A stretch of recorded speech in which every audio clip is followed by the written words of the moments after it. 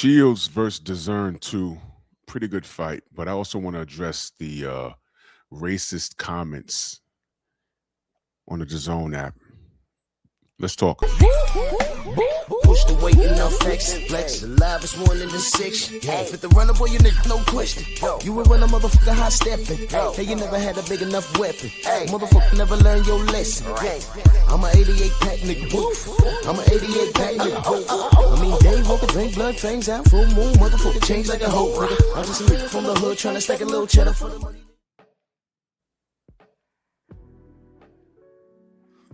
Drew Titan, Bronze on deck. Shout out to the mighty LDBC. Let's just get to it. I'm going to talk about the fight first. Pretty good fight. High action. Clarissa clearly won. I don't think Franchon Cruz Dezurn fares well at heavyweight because her stamina suffers at the heavier weight. Clarissa, she seems to be in better shape at that weight. Her body's more proportioned. She's more vascular. Franchon Cruz Dezurn, she looks like she ran up to that weight just to make this fight. And she hasn't grown into it. She didn't look vascular at all. You can tell by her physique the way it was built. She tried to jump on Clarissa early in the fight, made it exciting. And I have to remember, excuse me, I have to remember that in the females boxing, the round's only 2 minutes. I wish I let them go 3. So Franchon tried to jump on Clarissa. Clarissa was very patient. She picked her shots. They exchanged, but Clarissa was getting the better of the exchanges. Franchon is very, very game. But I think by round 3-ish, her body started to betray her. She was pushing her punches instead of, there was no snap in her jab, where her reach, which is, she had a longer reach than Clarissa. It just didn't do anything. She tried to dig deep and force a fight, but that wasn't working out because as the fight went on, Clarissa was the more fresh opponent. She very crisp. Her punches were more sharp. Franchon moving past round 3 or 4, I forget which one it was, but after the first 30 seconds of each round, she was like done. Like she was very fatigued. It was all heart. And salute to her, salute to the queen, salute to my sister. She did the best she could, and yeah, I'm glad they got it all out. They made up at the end of the fight. Look, I was just annoyed with everything. The melee at the weigh-in. I just don't like dealing with ignorance. But I stayed up to watch the fight, and I did, you know. And I'm glad whatever situation they had was squashed. She did say she has no control over the. It wasn't them fighting. But she said, Clarissa said she has no control over pretty much in the camp and what they do. And my thing is, yes, you do. All you got to do is monitor who's around you. Now, the person that started it or whatever, whether it was Franchon's team or Clarissa's team, get a hold of that person and say, you're not invited anymore. Because I have a reputation to uphold. I'm a professional. I'm worth millions of dollars. And you are legitimately about to ruin the bag. If you remember, Clarissa had something else happen at a weigh-in, I think a year or 2 ago, I forget. But that was ridiculous. So we don't want to make this a habit, Clarissa. Get that under control. Get your people under control. If they can't control themselves, you get them from around you. You're a professional, and you need to conduct yourself as such. So I'm glad both of these sisters made it out this fight okay. The hatchet is buried. They might fight a 3rd time down at 168 because Clarissa has to go all around the world to find proper competition. That's why she's the GOAT. But it was a clean win. So now there's something else I want to address here. This is why I don't allow you airhead jungle bunnies tell me that there's no racism in the sport of boxing. Because every time I point out the violation, one of the things that y'all love to say is, oh, well, they're not talking about me. I'm saying, okay, well, they're not pointing anyone out in particular other than the person in the ring. And let me be very clear. The person in the ring, they take it as it's a direct reflection of the whole community. When a Mexican is in the ring and he pounds on his chest and say Viva Mexico, he represents Mexico. Remember like how Canelo Alvarez says, I don't want to fight another Mexican because I represent Mexico, and everyone agreed with that. And I said, imagine if a black person, any black person in any weight division said, I don't want to fight another black person. The world would stop. The world doesn't extend the same courtesy to us for anything. We have to be not good at what we do. We have to be great. And we got to walk on pins and needles. We can't say we're proud to be Black American. Now, here's why I'm bringing this up. I didn't know until today. For some reason, DAZN is not working on my television in my living room. I don't know. It hasn't worked for the last 3 events. And I've just been too lazy to email them or whatever because I have it on my phone. So I just turn it on my phone and I watch it.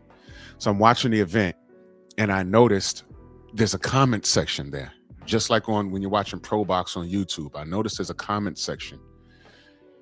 And Lord knows, I said, you know what? I already know what this is going to look like. But I said, you know what? Maybe it's just me. Maybe it's just a YouTube thing. But boy, was I wrong. So I noticed when the Black National Anthem was performed, Lift Every Voice. These are the things that I saw. And I had to screenshot this. And I was like, man, I know you can't screenshot or screen record on your phone when you're watching DAZN. They have it set up like that. Very smart. But they do allow you to screenshot. Now, I'm going to share these screenshots with you.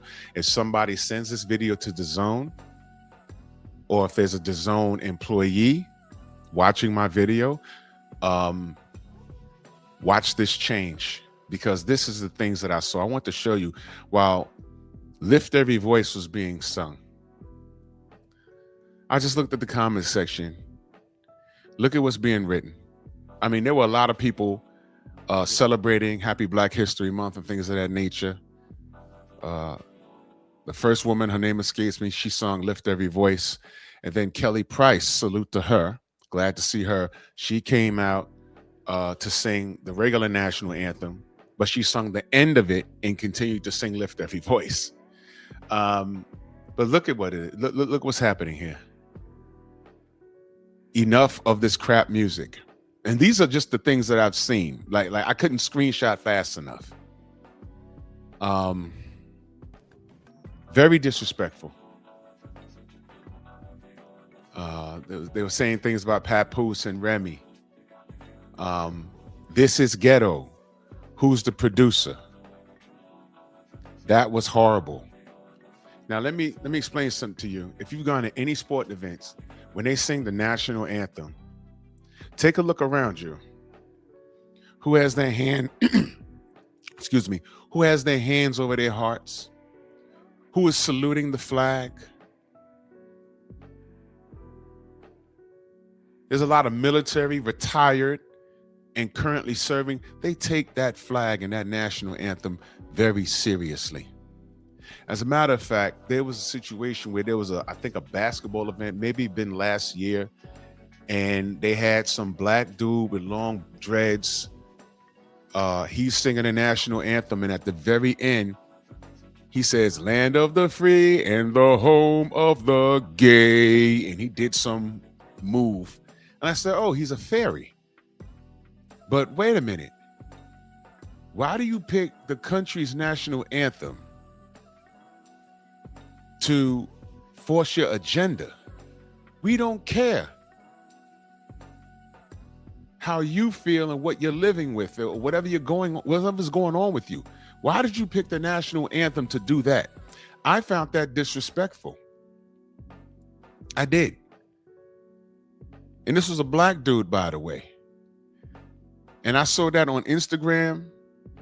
And you should have read the comments. They bashed gay people, and they also bashed, well, they bashed him personally, but they bashed gay people. But surprise, surprise, he so happened to be a gay black man. You should have read what was going on. This is what they do. The black ones. So there's a difference between gay people and black gay people. And then they went on a racist tirade. I said, whoa, I got a problem with what dude did. But my goodness, it turned into an attack on black people, is what I'm saying, on that thread. And I was just reading it like, whoa, whoa. So here we are, Black History Month. You have these two sisters about to lock horns. They choose to sing Lift Every Voice. And I'm just reading the comment section. We got another one here. What is this? What anthem was that? Right? They put in the emojis with the cats there. Ah, Lord, look at that. Who's producing this? See what I mean? What else we got here? Someone says, oh, these comments, I can't. Someone's obviously annoyed with it. Yo, my stomach. You know, it was very disrespectful. Look at this. Look at the faces they put in. I feel like I'm at a funeral.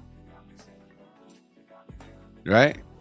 This is what I was screen shooting this. I said, man, and this is just a few. You know? Look at this. Horrible. You know, and it was a lot of this. There was some support, but there was a lot of this disrespect.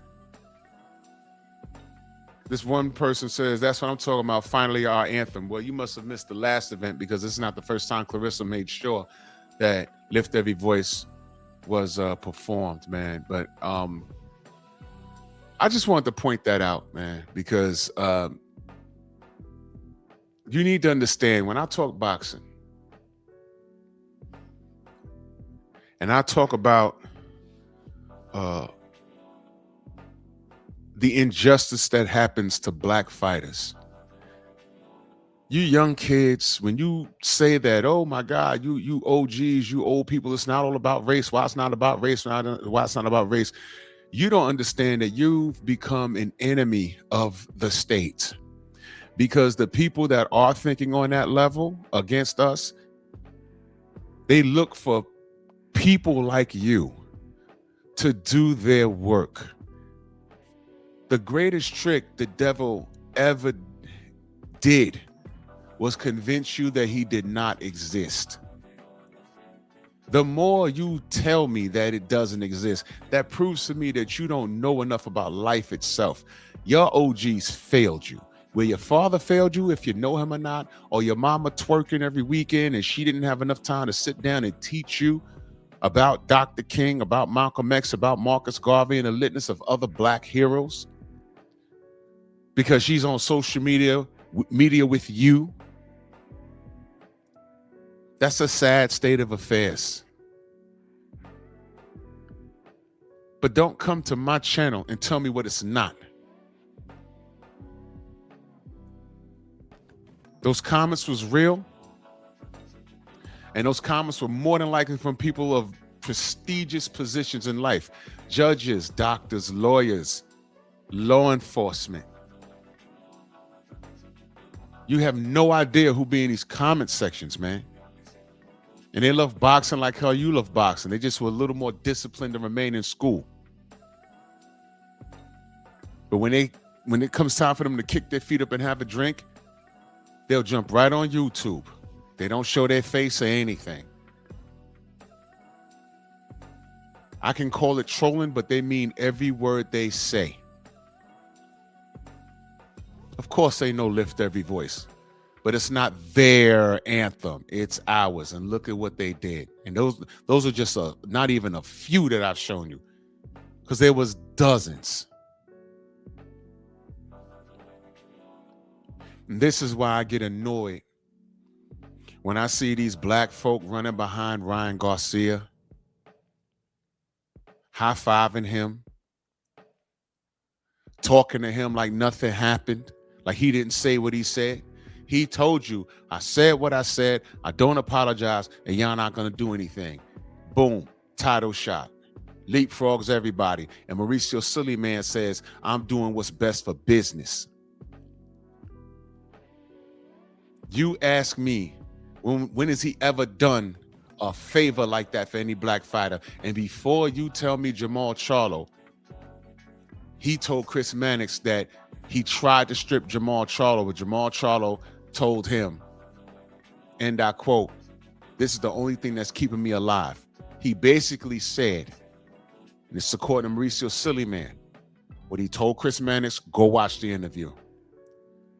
If I strip Jamal Charlo, he basically said he'd commit suicide. No. That's the reason why you take the belt from him.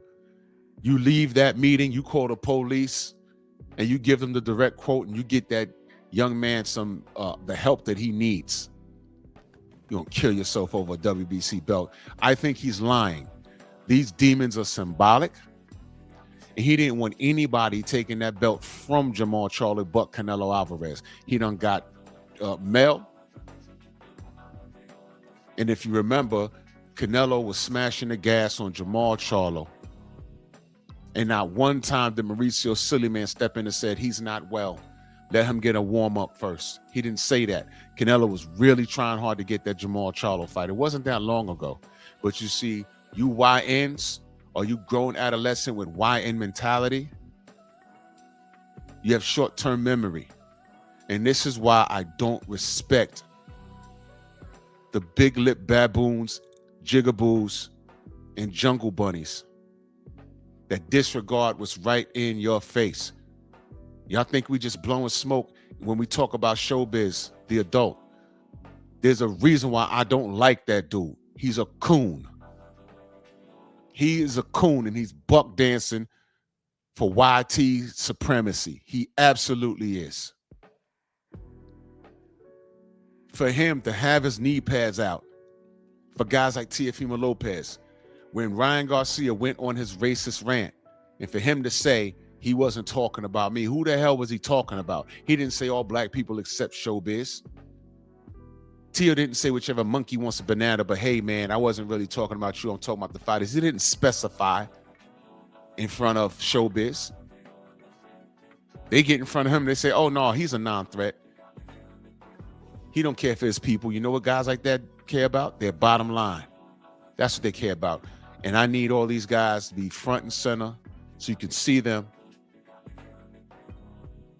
and understand why Drew Titan doesn't deal with them. I'm like that with dudes in the media, you know, showbiz and radio raccoon, that guy. You sucker ass YouTubers. Because every year these guys get more bold and more bold and more bold. You keep it boxing when it's against a black fighter that you so happen not to like because he's a rival of a guy you have a man crush on. And y'all know what I'm talking about and who I'm talking about.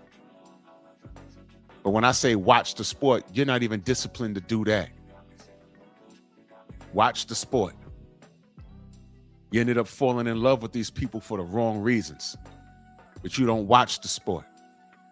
You don't know what's going on. You don't understand when fighters are getting frozen out of certain situations, frozen out of opportunities. I don't know who raised y'all, but clearly it wasn't parents that understood how the world works.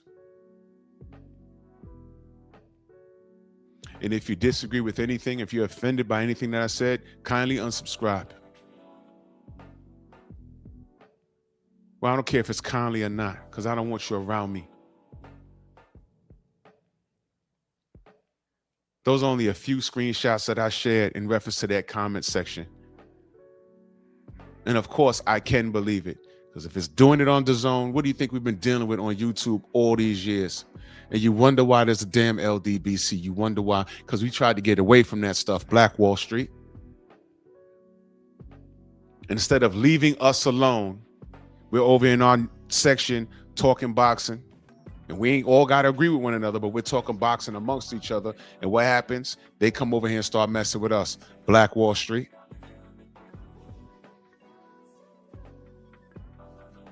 Normally I say, let me know what you think, but at this point I don't care because I know what I know.